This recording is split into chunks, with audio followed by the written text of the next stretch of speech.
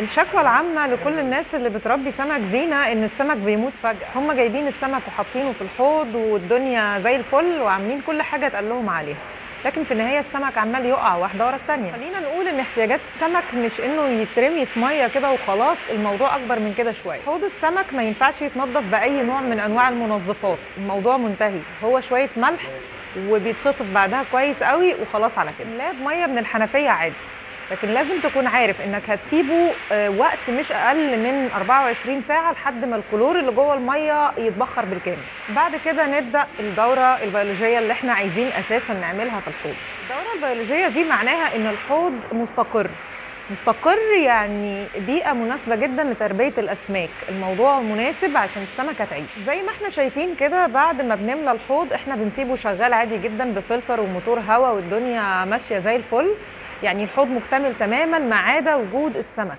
لسه ما حطيناش سمك لحد دلوقتي. بنجيب حاجة بسيطة جدا من الأكل المخصص للأسماك ونرميها في الحوض وهو برضو شغال. يستحسن وجود سمكة أو 2، أو يفضل نوع زي اللي ورايا ده اللي هو البليكوستوماس.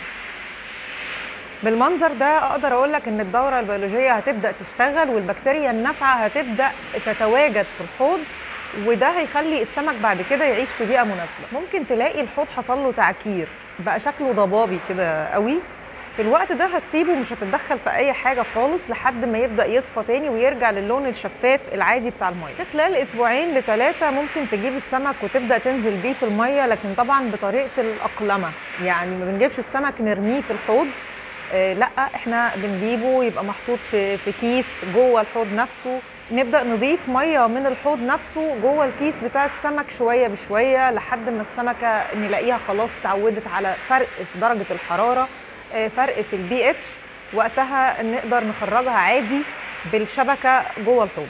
اسماك الزينه يا جماعه ما بتحتاجش تغيير الميه كل شويه زي ما الناس متخيله. سمك الزينه ما بيحتاجش كميات ميه كبيره اصلا، ده احنا بناخد يا دوب جزء بسيط قوي من الحوض كل كام يوم ونبدا نغيرها بجزء تاني من ميه تانيه الكلور متشال منها.